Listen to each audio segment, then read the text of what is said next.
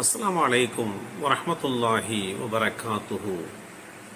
கீர்த்திமிகு கீழக்கரையில் அல் பையினா school சார்பாக புனிதமான ரமலான் மாதத்தில் புனிதமான குர்ஆனிலே இருந்து ஒரு நாள் ஒன்றுக்கு ஒரு ஜுஸுவினுடைய மொழிபெயர்ப்பின் சாரம்சம் மற்றும் விளக்கம் குறித்த விஷயங்கள் சம்பந்தமாக இந்த நிகழ்ச்சியின் வாயிலாக ஒளிபரப்பப்படுகிறது.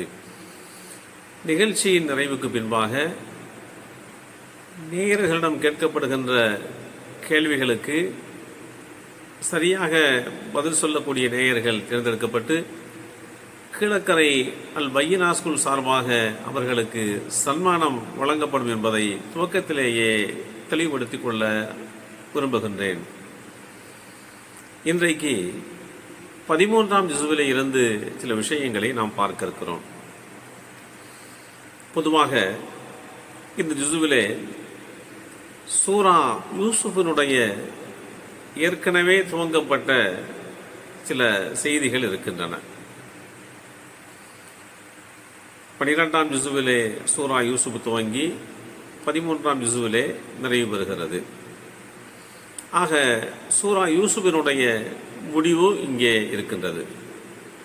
அடுத்து சூரத்துர் ரஅத் என்ற ஒரு அத்தியாயம் இருக்கின்றது. சூரத்து இப்ராஹீம் என்ற அத்தியாயம் இருக்கிறது. சூரத்துல் ஹிஜ்ர் என்ற அத்தியாயம் இருக்கிறது. இத்தனை சூறாக்களை உள்ளடக்கிய இந்த 13ஆம் ஜுஸுவிலே துவக்கத்திலே அல்லாஹுடைய தூதராக ஏற்றம் பெற்ற யூசுப் அலைஹிஸ்ஸலாம் அவர்களுடைய வரலாற்றில் ஒரு முக்கிய பகுதியை குறித்து சொல்கிறான். அந்த நாட்டை ஆண்டு வந்த மன்னர் ஒரு கனவு காணுகிறார். 7 கொழுத்த பசுமாடுகள் மெலிந்த 7 பசுமாடுகளை சாப்பிடுவதை போன்று காணுகிறார். இந்த கனவுக்கு உண்டான விளக்கம் குறித்து அந்த மன்னருடைய அமைச்சரவையில் இருக்கக்கூடிய கனவுக்கு வியாக்கியானம் சொல்வதற்காக வேண்டி நியமிக்கப்பட்டிருக்கூடிய நபர்களிடத்தில் கேட்டபோது அவர்கள் அல்ஹாஃபு அஹ்லாமின், இது தூக்கத்தினுடைய புலம்பல்கள் என்று சொல்லி விளக்கமளிக்காமல் மழுப்பி விடுகிறார்கள். அந்த வேளையிலே மன்னருடைய கவனத்திற்கு யூசுப் அலைஹிஸ்ஸலாம் அவர்கள் குறித்து உண்டான செய்தி கொண்டு செல்லப்படுகிறது.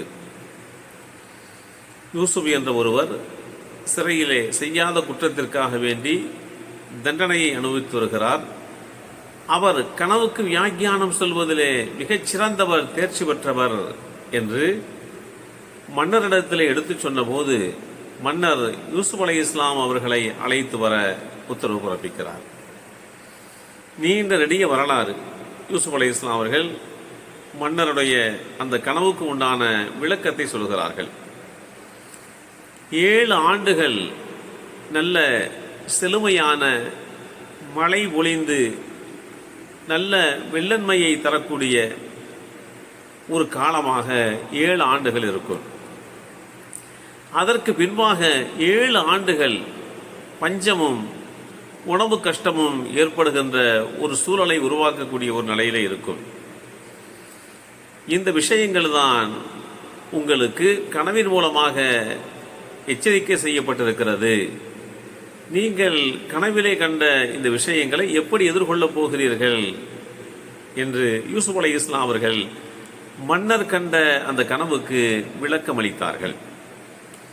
உடனே அந்த மன்னர், இவ்வளவு தேர்ச்சி மிக்கவராக இருக்கக்கூடிய நீங்கள் என்னுடைய உணவு சம்பந்தப்பட்ட அமைச்சரவைக்கு பொறுப்பாக இருந்து இந்த கொழுத்த பசுமாடுகள் என்று சொல்லப்படக்கூடிய 7 ஆண்டு காலம் செழிப்பாக இருக்கக்கூடிய காலத்திலே ஏற்படுகின்ற கிடைக்கக்கூடிய தானியங்களை எப்படி சேகரித்து பின்னால் வருகின்ற பஞ்சகாலங்களிலே எப்படி அதை சமாளிக்க முடியும் என்பது பற்றி உண்டான பொறுப்பை நீங்கள் எடுத்துக்கொண்டு உதவி புரியுங்கள் என்று மன்னர் கேட்டுக்கொண்டார். அந்த அடிப்படையிலே சுமார் 7 ஆண்டுகள் செழுமையான அந்த ஆண்டுகள் நல்ல முறையிலே பயிர் செய்து தேவைக்கு தகுந்த முறையிலே அந்த பயிர்களை அறுவடை செய்து மீதம் உண்டான கதிர்களை அப்படியே விட்டுவிட்டு அதை பாதுகாத்து வருமாறு யூசுப் அலைஹிஸ்ஸலாம் அவர்கள் உத்தரவு பிறப்பிக்கிறார்கள். இப்படி பாதுகாக்கப்பட்ட இந்த கதிர்கள் பஞ்சகாலங்களிலே பின்னால் வருகின்ற 7 ஆண்டு கால அந்த பஞ்சகாலத்தில் ஏற்படுகின்ற சிரமத்தை நீக்குகின்ற வகையிலே துணை நிற்கிறது.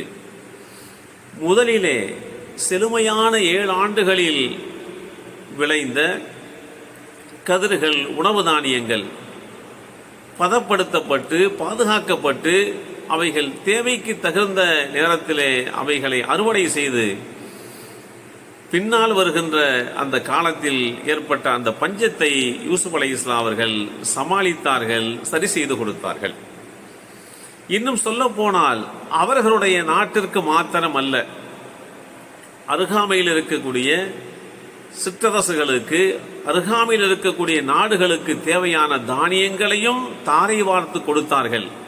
பண்டமாற்று என்கின்ற அடிப்படையிலே அருகாமையில் இருக்கக்கூடிய அந்த நாட்டில் வசிக்கக்கூடிய மக்களுடைய அந்த பஞ்சம் போக்குவதற்கு யூசுப் அலைஹிஸ்ஸலாம் அவர்கள் ஒரு சரியான நிலைப்பாட்டை எடுத்துக்கொண்டார்கள் என்பதைத்தான் இந்த 13ஆம் ஜுசுவினுடைய துவக்கத்திலே அல்லாஹு தஆலா தெளிவுபடுத்தி காட்டியிருக்கிறான்.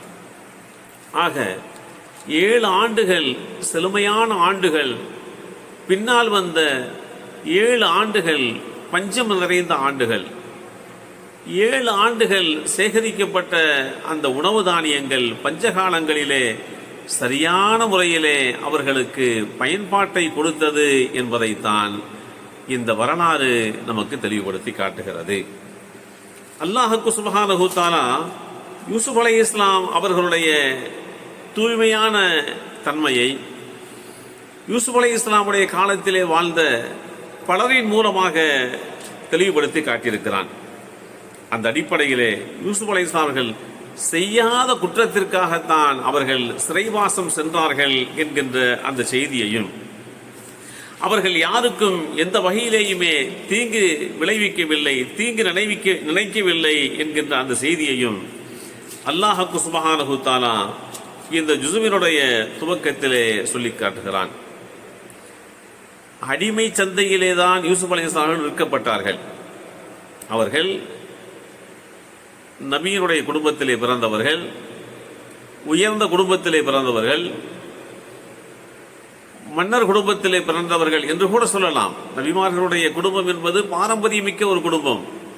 அந்த குடும்பத்திலே பிறந்த யூசுப் அலைஹிஸ்ஸலாம் அவர்கள் அடிமை சந்தையிலே விற்கப்பட்டு அதற்கு பின்பாக செய்யாத குற்றத்திற்காக வேண்டி சிறைவாசம் சென்று அந்த சிறைவாசத்திலே நேர்மையோடும் ஒழுக்கத்தோடும் நடந்து கொண்டு அல்லாஹுவால் வழங்கப்பெற்ற கனவுக்கு வியாக்கியானம் சொல்கின்ற அந்த பாக்கியத்தை பெற்றுக்கொண்டு அந்த வியாக்கியானம் என்கின்ற அந்த ஞானத்தின் மூலமாக அந்த நாட்டினுடைய அரசருக்கு மிகப்பெரிய உதவிகரமாக இருந்து அந்த நாட்டு மக்களை பஞ்சத்தில் இருந்து பாதுகாத்த ஒரு மிகப்பெரிய வாய்ப்பை யூசுப் அலைஹிஸ்ஸலாம் அவர்களுக்கு அல்லாஹ் தந்தான் என்கின்ற அந்த செய்தியைத்தான் இந்த சூராவுடைய இறுதி பகுதியிலே நம்மால் பார்க்க முடிகின்றது.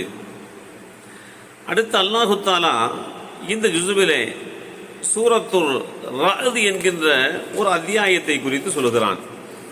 ரஅத் என்றால் இடி என்று பெயர், மொழிபெயர்ப்பு. இந்த இடி என்ற பொருள்படக்கூடிய ரஅத் என்கின்ற அந்த அத்தியாயத்தின் மூலமாக அல்லாஹு தஆலா எண்ணற்ற விஞ்ஞான ரீதியான உண்டான கருத்துக்களை சொல்கிறான். அல்லாஹ் சொல்கிறான், தூண் இல்லாத வானம் என்று குறிப்பிடுகிறான். இந்த அத்தியாயத்துடைய துவக்கத்திலே வானத்திற்கு தூணே இல்லை என்பதை அல்லாஹ் சொல்லி காட்டுகிறான். அல்லாஹுல்லதி ரஃபஅ ஸமாவாதி பிகைரி அமதின் தரவுனஹா, அல்லாஹுதான் நீங்கள் காணக்கூடிய தூண்கள் எதுவுமின்றி வானங்களை உயர்த்தினான். உலகத்திலே அறிவியல் ஞானமிக்க செய்திகளை அறிவியல் உலகமே அறியாத காலகட்டத்திலே அல்லாஹ்வுக்கு சுப்ஹானஹு தஆலா வானத்திற்கு தூண் இல்லை என்கின்ற செய்தியை இந்த அத்தியாயத்தின் மூலமாக தெளிவுபடுத்தி காட்டுகிறான். அதே போன்று சூரியனையும் சந்திரனையும் குறித்து அல்லாஹ் சொல்லுகின்ற போது சூரியனையும் சந்திரனையும் தனது கட்டுப்பாட்டிற்குள்ளே அல்லாஹ் வைத்திருக்கிறான். அல்லாஹுடைய உத்தரவின் பேரில்தான் இந்த சூரியனும் சந்திரனும் தங்களுடைய உதிப்பையும் மறைவையும் ஊர்ஜிதப்படுத்திக் கொள்கிறது என்கின்ற உண்மையையும் அல்லாஹு தஆலா சொல்லிவிட்டான். அடுத்து அல்லாஹ் சொல்கிறான், அவனே பூமியை விரித்து அதில் மலைகளையும் ஆறுகளையும் ஏற்படுத்தினான். உஹுவல்லதி மத்தல் அருள வஜஅல ஃபீஹா ரவாசிய வ அன்ஹாரான். அவனே பூமியை விரித்து அதில் மலைகளையும் ஆறுகளையும் ஏற்படுத்தினான் என்று குறிப்பிட்டு காட்டுகிறான். இந்த பூமியை விசாலமான பூமி என்று அல்லாஹ் குறிப்பிட்டு காட்டுகிறான். விசாலத்தினுடைய தன்மை குறித்து இன்றைக்கு அறிவியல் ஆய்வுகள் தெளிவான விஷயத்தை நமக்கு சொல்லித் தந்திருக்கிறது. இந்த புவியானது 50,96,00,000 சதுர கிலோமீட்டர் பரப்பளவை கொண்டது என்று இன்றைக்கு விஞ்ஞானிகள் கண்டிருக்கிறார்கள். தரைப்பகுதி, கடல் பகுதி, ஏனைய பகுதியையுமே கணக்கிட்டு பார்க்கின்ற போது இந்த தகவலை சொல்கிறார்கள். புவியினுடைய சுற்றளவை குறித்து சொல்கின்ற போது 40,572 கிலோமீட்டர் இதனுடைய பூமியினுடைய சுற்றளவு என்று சொல்கிறார்கள். பூமி உருண்டையினுடைய விட்டத்தை குறித்து சொல்கின்ற போது 12,740 என்கின்ற கணக்கிலே பூமியினுடைய விட்டத்தின் அளவு இருக்கும் என்று குறிப்பிடுகிறார்கள். பூமியினுடைய பரப்பளவில் 29% நிலப்பகுதி, மீதமுண்டான பகுதிகள் எல்லாமே தண்ணீரால் சூழப்பட்டிருக்கிறது என்பதோடு மாத்திரமல்லாமல் அதன் மேற்பரப்பு 7 கண்டங்களை கொண்டிருக்கின்றது என்கின்ற செய்தியையும், இவற்றை 3 பெருங்கடல்கள் சூழ்ந்திருக்கின்றன என்கின்ற செய்தியையும் இந்த வசனத்தை அடிப்படையாக கொண்டு விஞ்ஞானிகள் தங்களுடைய அறிவியல் யுகத்தின் மூலமாக இத்தகைய தகவல்களை அல்லாஹ் தெளிவுபடுத்தி காட்டியிருக்கிறான். அல்லாஹ்வுக்கு சுப்ஹானஹு தஆலா இந்த வசனத்திலே குறிப்பிடுகின்ற போது அருகருகே அமைந்த நிலப்பகுதிகள் என்று சொல்லி காட்டுகிறான். அருகருகிலே அமைந்த நிலப்பகுதிகள் என்று சொன்னால் அதை எப்படி நாம் புரிந்து கொள்வது? இதிலே வண்ண வித்தியாசமுள்ள நிலப்பகுதிகளும் அடங்குகின்றது. இது செம்மண், அது வெண்மண், இன்னொன்று மஞ்சள் மண், மற்றொன்று கருப்பு மண். இது கற்பாங்கான நிலம், அது இலகுவான நிலம், இது கெட்டியான பூமி, அது மிருதுவான பூமி என்றெல்லாம் அருகருகே பூமியினுடைய வித்தியாசங்களை குறித்து அல்லாஹ்வுக்கு சுப்ஹானஹு தஆலா தெளிவுபடுத்தி காட்டுகிறான். பொதுவாக மண்ணில் 10க்கும் மேற்பட்ட வகைகள் இருக்கிறது என்று கண்டுபிடித்திருக்கிறார்கள். பூமியினுடைய பகுதி மண்ணால் பெரும்பாலும் சூழப்பட்டிருக்கிறது. அந்த மண்ணிலே 10 வகை மண் இருப்பதாக, 10க்கும் மேற்பட்ட வகை மண் இருப்பதாக குறிப்பிடுகிறார்கள்.